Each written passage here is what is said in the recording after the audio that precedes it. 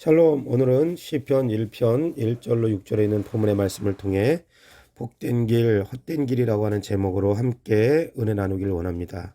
시편 1편과 2편은 시편으로 들어가는 현관문과 같습니다. 구약 시간의 신앙의 두 근간이 율법과 예언인데 시편 1편은 율법을 말씀하고 또 시편 2편은 예언을 말씀하고 있기 때문입니다. 율법과 예언을 어떻게 대하느냐에 따라 복 있는 자와 죄인, 악인과 의인으로 운명이 갈려집니다. 여기 복 있는 사람에서 복은 아슐레이라는 단어입니다. 이 단어는 원래 아수아르라는 말에서 나왔는데 그 사전적인 정의로 보자면 똑바로 가다, 나아가다, 계속하다 이런 의미를 담고 있습니다. 그러나 성경은 하나님의 말씀을 따르는 삶을 사는 사람을 두고 말씀하고 있습니다. 하나님의 말씀을 따라 사는 사람 혹은 하나님의 정해놓으신 길을 따라 가는 사람이 복 있는 사람이라고 말씀합니다. 그렇다면 복 있는 사람의 특징은 무엇인가? 복 있는 사람은 악인들의 꾀를 따르지 않는 사람이라고 말씀합니다. 여기 악인들이라는 말은 히브리어로는 레시에임이라는 말로 규정된 법에 저촉되는 범법 행위를 한 자를 가리키는 말입니다. 한마디로 하나님께서 정하신 규례, 하나님께서 주신 율법, 또 하나님의 말씀을 따르지 않는 사람을 말씀합니다. 하나님의 말씀을 따라 올바른 삶을 사는 사람은 하나님께서 주신 율법을, 하나님의 말씀을 성실히 지키는 사람입니다. 에스겔 시대의 유다 백성들의 죄악을 이야기할 때 유다 백성들은 우상과 이방 나라들을 더 의지하고 섬기면서 하나님의 말씀을 가볍게 여겼습니다. 그러나 요한3서에 나오는 가룟과 같은 사람은 말씀의 가르침을 받은 그대로 행했습니다. 또 하나 복 있는 사람은 죄인의 길에 서지 않는 사람입니다. 여기 죄인은 히브리어로 하타임이라는 말로 빗나가다, 잘못 행하다, 죄를 짓다라는 말로 하나님의 뜻, 하나님의 목적을 잃어버리고 자기 의와 목적과 뜻을 추구하는 사람을 일컫는 말입니다. 이스라엘 왕 사울과 같은 사람은 왕이 된 후에 하나님의 뜻에 대해서는 안중에도 없었고 영적으로 미숙한 사람이었습니다. 자기 의와 목적을 위해서 물불을 가리지 않는 사람입니다. 왜 이런 사람이 사울뿐이겠습니까? 또 하나 복 있는 사람은 오만한 자리에 앉지 않는 사람입니다.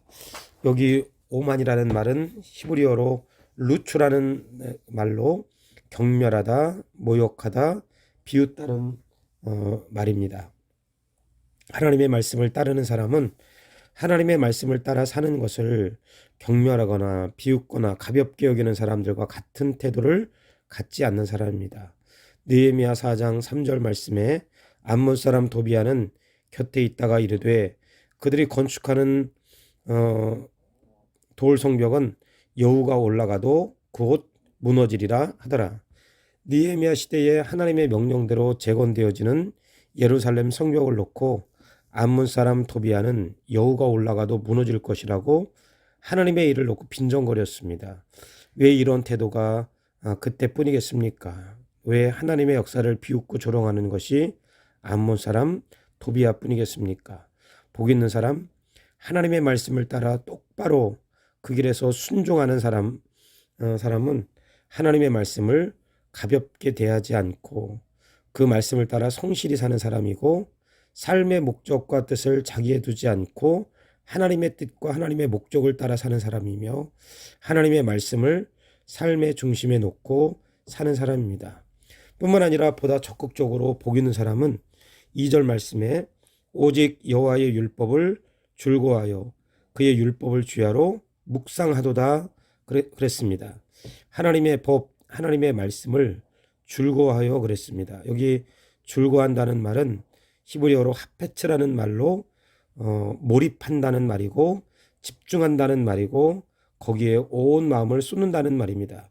복 있는 사람은 하나님의 말씀을 성실하게 순종하며 따르는 사람은 온통 그 마음이 하나님께 집중되어 지시하는 바가 무엇이든 기쁨으로 그 말씀을 받는 사람입니다. 열왕기상 10장 13절 말씀에 솔로몬 왕이 왕의 규례대로 스바의 여왕에게 물건을 준 것 외에 또 그의 소원대로 구하는 것을 주니 이에 그가 그의 신하들과 함께 본국으로 돌아갔더라. 스바 여왕에게 솔로몬이 스바 여왕을 위해 소원하는 모든 것을 다 들어준 것처럼 율법을 줄고한다는 말은 바로 그런 의미를 담고 있습니다. 더 나아가 율법을 주야로 묵상한다는 고 말씀합니다. 여기 묵상이라는 말은 히브리어로 하가라는 말로 계속 생각하다, 또 깊이 생각하다라는 말인데, 소가 계속해서 되새김질하는 것처럼 그렇게 하나님의 말씀에 집중하는 사람은 말씀을 하루 종일 마음에 두고 깊이 생각하고 묵상하는 사람입니다. 그러므로 오늘 우리의 삶이 어떠해야 하는가?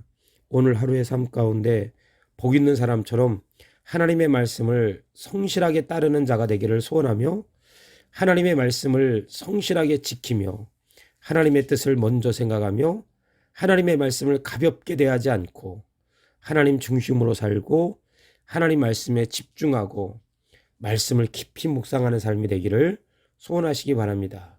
기도하겠습니다. 주님, 오늘 하루도 복 있는 사람처럼 하나님의 말씀을 성실히 따라 살게 하시고 악인들의 꾀를 따르지 않고 죄인들의 자리에 서지 않고 오만한 자들의 자리에 앉지 않기를 원합니다. 예수님의 이름으로 기도드립니다. 아멘. 샬롬. 오늘도 좋은 하루 되세요.